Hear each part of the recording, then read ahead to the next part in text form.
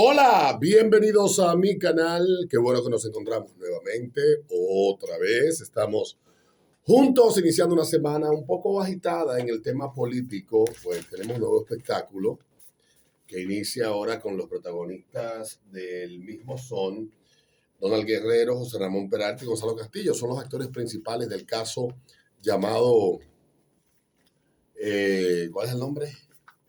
Bueno, lo voy a llamar el caso de persecución política o el circo político. El caso, Dios mío, yo lo dijeron ayer, Calamar, Operación Calamar.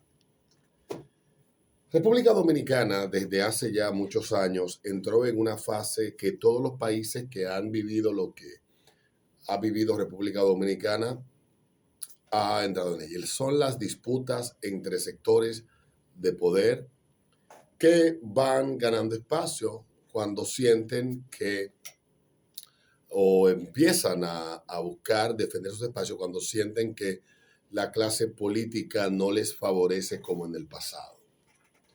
El PLD gobernó 16 años, quizás su peor pecado fue haber tenido tanto éxito. Todos los políticos latinoamericanos roban, o la inmensa mayoría, permiten que esto pase y dejan que eso suceda de manera pasiva. Esa es una de las maldiciones de Latinoamérica. Pero no somos, tal vez Europa pudiera darnos un poco de ejemplo de esto, o quizás Japón, tal vez China o Singapur, maybe Australia. Pero Estados Unidos y Canadá también sufren por ser víctima de una clase política que sirve a intereses más que a los ciudadanos. Y República Dominicana ha tenido esa ambivalencia de le sirvo un poco a la gente, pero lo que cuido y beneficio son grandes intereses. Y en los 16 años del PLD, los grandes intereses de República Dominicana, como lo llaman algunos, las 5 familias dueñas del país, que nunca dicen cuáles son, tal vez se sintieron muy afectadas por un partido que empezó a exhibir un poderío económico que nunca antes ningún otro partido se había atrevido a exhibir. En el pasado, habían empresarios que respaldaban políticos. Todos recuerdan los empresarios de Balaguer, o sabemos de los empresarios del PRD, de los empresarios de Peña Gómez, o los empresarios de Jacobo, los empresarios de Balaguer nuevamente. Pero cuando llegó el PLD al poder, ya era diferente. Eran los PLDistas que se habían convertido en empresarios de la noche a la mañana. Muchos de ellos ingenieros con grandes constructoras que hoy exhiben en fortunas enormes que antes de estar en el poder no las acumulaban, no las exhibían. Y obviamente uno concluye de que el paso por el poder de algunos políticos del PLD les permitió a ellos poder y también acceso a negociar para beneficio propio con el Estado. Eso no se pone en duda. Y obviamente hubo sectores que se sintieron desplazados, hubo sectores que se sintieron amenazados por este poderío económico y que acumuló este partido y que exhibía este partido. Esa es la lógica de algunos. No estoy diciendo que sea un hecho incontrovertible. Ese es el argumento de algunos, sobre todo de la clase más rica de República Dominicana, que sintió esto como una afronta hacia ellos. Entonces, llegamos al poder, llegan al poder en el 2020, llegan al poder los PRDistas de la mano con Luis Abinader, pero Luis Abinader no llega al poder porque los PRDistas lo hayan apoyado.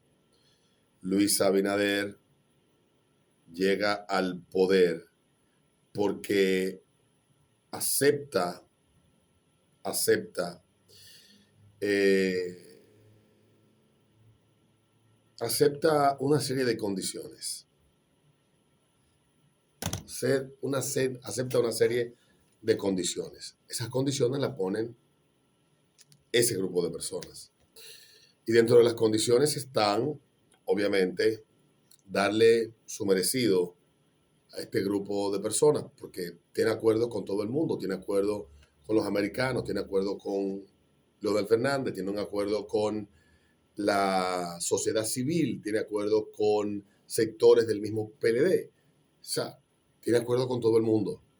Y lamentablemente lo que tenía que entregar de entrada, lo que debía de darle a sus principales patrocinadores, era el instrumento de persecución y machaque de los PLDistas, a la costa de lo que sea. Esa es la verdad. El nombramiento de este supuesto ministerio independiente, Ministerio Público Independiente, no busca, no perseguía la transparencia ni el castigo de las malas acciones. Tenía solamente el objetivo de meter preso al PLD. ¿Y por qué pasa esto? Decía que los países como República Dominicana, que han pasado por lo que está pasando República Dominicana, un país que tiene una larguísima estabilidad política y también una, digamos, estable situación económica, sin grandes crisis ni grandes problemas en 20 años, en 30 años. Tal vez la única crisis que hemos enfrentado de gran nivel fue la del banco y la de el último tramo del gobierno de Hipólito, que un día se sabrá que ahí también, y el PLD lo sabe, ellos fueron parte de la trama para sacar, por los mismos sectores que lo sacaron a ellos, a Hipólito del poder. Entonces, ¿qué pasó? Decía que los países que empiezan los sectores de poder a buscar cuidar sus espacios, a tratar de cuidarlos. Crece la clase media, por lo tanto hay una sociedad más educada, la gente exige más transparencia, la gente se hace más consciente de que el político tiene una función y esa función es servir al ciudadano. Pero el político que viene de generaciones, de cometer 20.000 tropelías, entiende que puede seguir haciendo lo que hacía en el pasado, porque la sociedad tiene que agradecerme a mí, que es hoy lo que es, porque yo he gestionado, según la lógica de algunos, bastante bien. Entonces, hay por un lado un sentimiento en la sociedad y hay por el otro un sentimiento en sectores de poder que me estás desplazando, que me estás arrebatando, y la sociedad que me ignoras, que no me miras, que no hace lo suficiente por mí, que no me cuida, se combina toda esa mierda y nace y se fragua en el corazón de la gente el sentimiento antipolítico.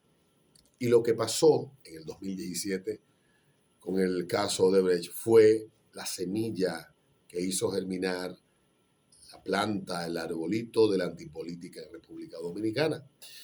Y durante 2 años y pico, pues escuchamos todo tipo de aseveraciones. Y vimos la antipolítica ser la plataforma de campaña del hoy presidente. Y lo que no entienden los que hoy gobiernan, que lo mismo que le está pasando y a lo que ellos están prestando, destruir el sistema de partido y a la clase política dominicana porque supuestamente no sirve, es algo que le va a pasar facturas a ellos. Ayer yo le respondí a uno de los principales voceros de este sentimiento de superioridad moral que se desarrolló en algunos individuos a partir de el caso de Brecht, un sentimiento, una especie como de nosotros somos la moral. Nosotros somos la moral. Bueno, ahora toda la Marcha Verde está nombrada en algún sitio. Fue simplemente un instrumento para exacerbar el sentimiento antipolítico y le dio espacio esto a un grupo de políticos que hoy están ocupando curules o están nombrados en el gobierno en posiciones importantes. Entonces, la antipolítica nos ha salido cara, a nosotros nos va a salir cara, porque estamos buscando nosotros que, como decía yo, que quienes están en las posiciones públicas se comporten como suizos o noruegos, cuando la sociedad a la que ellos sirven son iguales o peores que Burundi, que es la capital de un país africano, que es un caos. Entonces, no se puede así. Y estamos siendo testigos de eso. Yo no sé si las personas que están presas en este caso, o en los anteriores, o en el anterior, o en el anterior, son personas responsables de lo que se le acusa. No lo sé, porque no tengo medios de prueba para de manera absoluta, sin ningún tipo de duda, yo diga, sí, son unos ladrones, son unos corruptos irremediables. Dije al principio que en el PLD hubo gente que se sirvió del Estado para ellos convertirse en grandes empresarios. Pero también grandes empresarios se han servido históricamente del Estado para engrosar sus capitales o para seguir sirviéndose con la cuchara grande del dinero público. Porque no puede haber un político corrupto si no hay un empresario corruptor o que participe de la corrupción. Porque el que vende el cemento tiene que comprárselo a alguien en el Estado. El Estado no produce cemento, el Estado no produce asfalto, el Estado no produce nada de eso. Claro, así funciona este entramado, esta locura, esta vaina. De esa manera funciona. Que no son todos de la misma manera, sí es verdad. Entonces no podemos generalizar y no podemos quedarnos pasivos ante la destrucción de la clase política y de las instituciones que sostienen la democracia en República Dominicana. Solo tenemos que mirar qué ha pasado para los países que el discurso antipolítico se ha instalado en la mente, en el imaginario colectivo. ¿Qué ha pasado en México? ¿Qué ha pasado en Colombia? ¿Qué ha pasado en Perú? ¿Qué ha pasado en Ecuador? ¿Qué ha pasado en Argentina? ¿Qué ha pasado en Chile? ¿Qué ha pasado en Venezuela? Venezuela puede ser el mejor ejemplo de cómo la antipolítica destruye un país. En Venezuela había una clase intelectual y una narrativa instalada en los medios de comunicación que yo, que consumía mucha televisión de Venezuela en los años 80 y en los años 90, puedo decir, pasando por estas calles que digamos fue el tiro de gracia, esa novela para terminar de destruir la fe de la gente en los políticos que lo habían llevado a ellos a convertirse en el país que eran, que habían dirigido.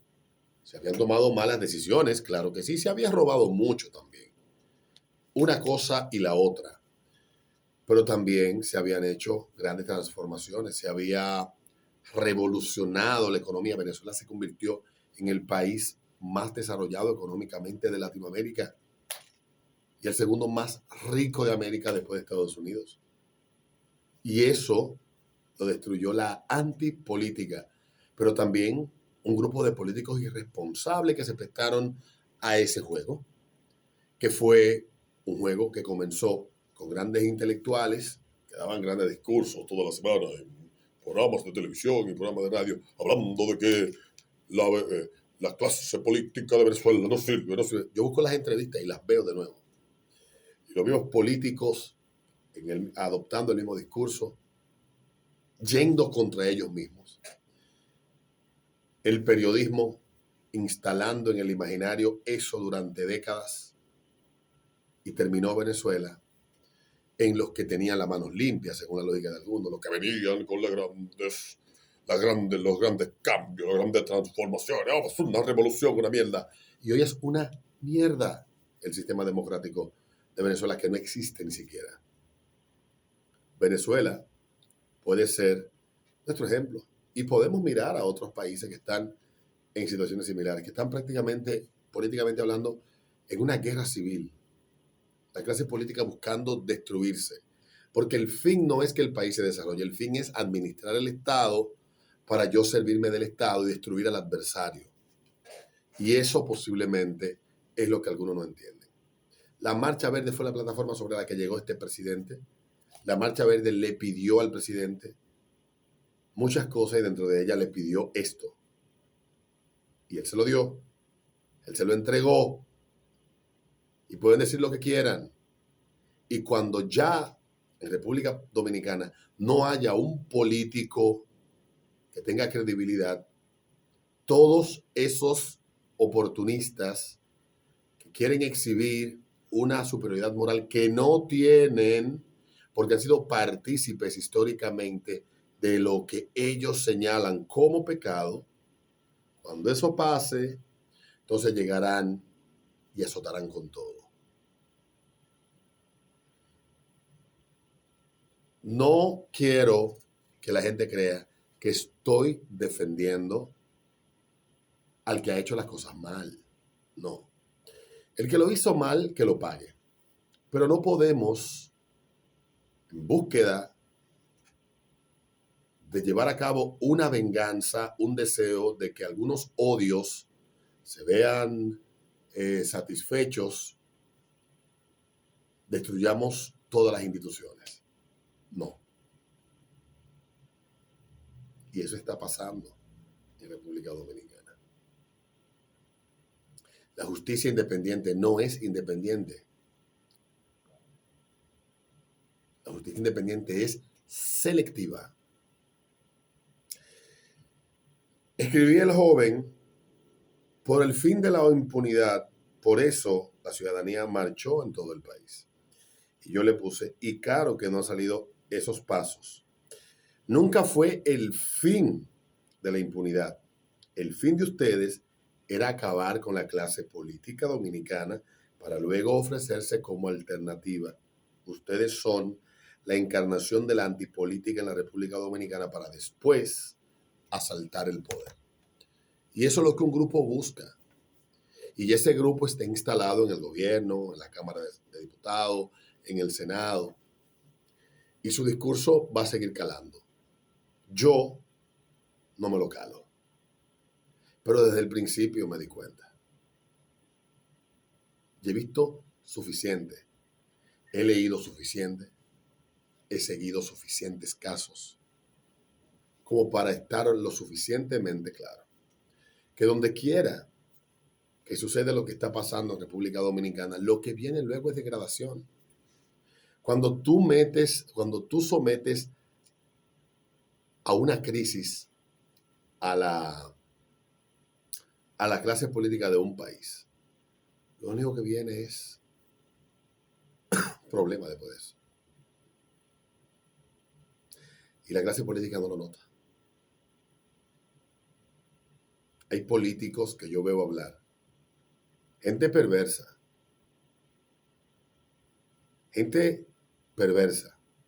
que yo veo hablar desde una postura moralista que a ellos no le aplica.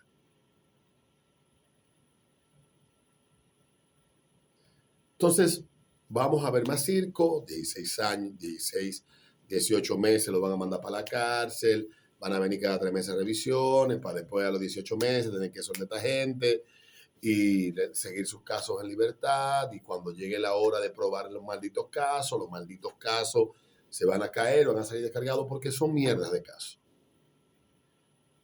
Porque son puro espectáculo. Yo creo que la mandíbula se les va a caer a los que quieren morder, a los que quieren dar una mordida tan grande.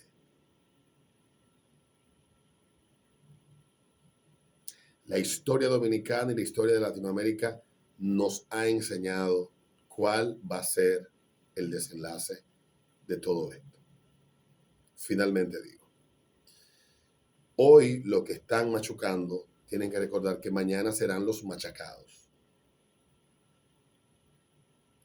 Lo repito, los que están machucando hoy, mañana serán los machucados. El poder se va a acabar. Se va a acabar el poder. Y luego a ustedes le van a aplicar la misma. Nos vemos en un próximo video.